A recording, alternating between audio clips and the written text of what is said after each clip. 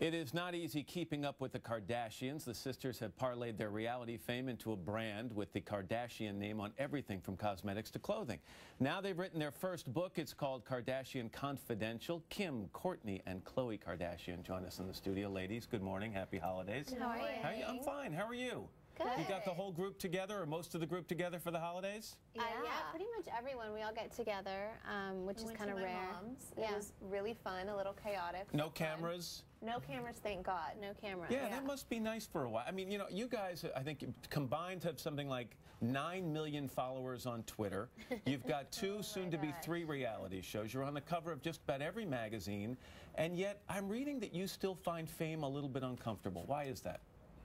I just think that, I don't know, we've always, like, we never say the word, like, famous or celebrity. Like, I think it makes all of us feel really uncomfortable. How would you describe yourself and your level of attention right now? If you're not famous, what are you? But I don't think we realize it. I think because we're all sisters and we're doing this together, that we're all the same and we think of each other as... in check. We definitely do.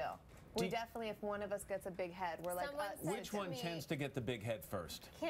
But someone said to me the other day, your sister Kim is so nice. Out of all, you know, people I've met, she's like one of the nicest. And I was like, because she has us to keep her in line. Keep you grounded. How do you like that? They gang up on you a lot, don't they? They gang up on me a lot, but I'm used to it. Good. Trust me. Do you ever wish you could put the genie back in the bottle? I mean, you know, that you could turn back the clock to a time where you could walk down the street and nobody would know who you are, or mostly would know who you are? The only time is for like Black Friday. I'm like, I used to go to all those sales, and now I'm like, I can't go to the mall. You weren't a 4 in the morning Black Friday shopper, will you? We wanted to. Yes. We all said, let's go to Target at 4 in the morning with my grandmother. Dinner, this was our plan, and we couldn't. We're like, we can't do it.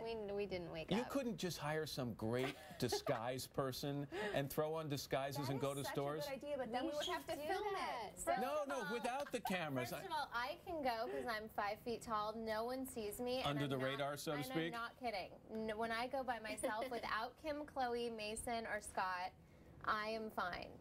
Really? But if I have one of them with me, even Mason, like, I get stopped. Well, tell me about this book. You guys decided to write this book together. What was the idea behind it? How does it differ from what you've tried to accomplish with the shows and everything else? Well, I think that we wanted to kind of tell our story of who we were before we had the TV show. We shared lots of personal letters from our dad and our grandparents, and fun recipes and stories of how we were raised, and beauty tips and style tips, and how to dress for your body type. I mean, it's like a girl's guide to everything that we learned, things that... The cool thing is we also explain how we dealt with being in a blended family. Right. Just adapting to that lifestyle, but from 3 different perspectives. I think that's what's so special about the book. And I don't know whether this is just the public relations take on this, but one of the things I was reading is that you actually learn things about each other just by sitting down to talk about what you wanted to put in the book. We really like what? Give me something you didn't know about Kim, or there was stories that Khloe told in there that about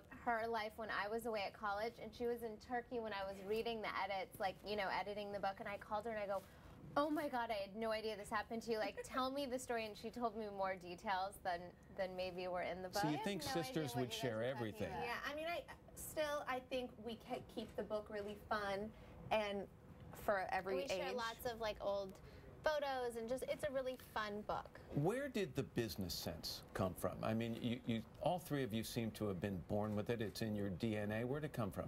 I think our father, I mean, our mom is very business savvy too, but I think our father instilled that we have to have a job.